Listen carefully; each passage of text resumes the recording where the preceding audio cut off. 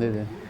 Pati një zhvillim interesant duhet të ndje, ku me njëherë pasi grupi parlamentar i Partisë Demokratike depositoi një kallëzim penal për Niko Peleshin për shpërdorim detyre, ai vendosi të thras mbledhjen e Këshillit të Imunitetit dhe Mandateve që kishte refuzuar 3 apo 4 herë ta thërriste. Si e shihni këtë hezitim të mazhorancës apo këtë refuzim të mazhorancës më mirë për të mos e mbledhur Këshillin për Mandatet dhe Imunitetin për rastin e zonjës Balluku? U bën tashmë 3 javë, ka kaluar dhe afati prej 3 javësh që kërkoi edhe avokati i Ballukut për këtë çështje dhe ende Këshilli nuk është mbledhur për të marrë një vendim për kërkesën e SPAK. Qartësisht rolin e avokatit të Ballukut e ka marrë parlamenti, përderisa zoti Peleshi është treguar edhe më zemërgjerë se sa çka kërkuar vet avokati i zonjës Balluku. Qartësisht ata, domethënë, krijuan një hapësirë të madhe kohore.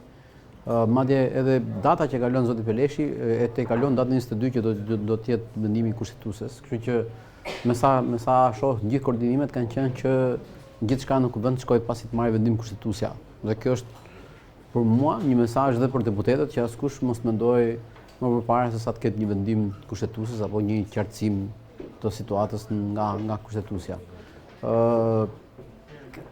Është rasti i parë ku zoti Rama, domethënë, ka hequr velin e njeriu që është mbrojtësi më i madh i drejtësisë dhe tashmë ka marrë një rol tjetër ku e kundërshton. Unë nuk them që ne të bim a priori të gjithë me vendimet e SPAK-ut, as të gjykatës, domethënë gjykatës speciale kundër korrupsionit, por kryeministri për shkak të përgjegjësisë që ka dhe për shkak, domethënë, sepse duhet të mbrojë qytetarët, duhet të mbrojë buxhetin dhe jo duhet të mbrojë ato që akuzohen, nuk mund të jetë ai personi që ta kontestojë në këtë lloj mënyre, domethënë fund fare, sepse nuk ka dhënë asnjë përgjegjësi.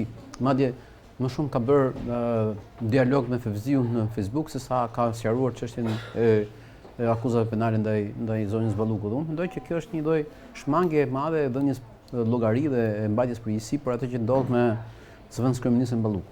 Dhe kështu që edhe Kuvendi që prej kohësh ka humbur të qenë një institucion i kontrollit të ligjshmërisë, por si një noteri i qeverisë ka bërë pikërisht këtë gjë, këtë lloj hapi.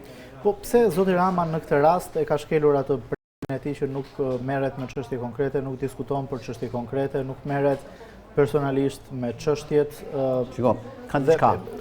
Ka nisur këtë gjë në rastin e zotit Veliaj, kur bëri një mbrojtje të lehtë të zotit Veliaj, ndërsa në këtë çështje është investuar personalisht, madje për të folur edhe për provat. Është shprehur se ato 16.000 faqe nuk janë prova, por është arkivi i ministrisë që SPAK-u e ka marrë dhe u ka çuar deputetëve si provë.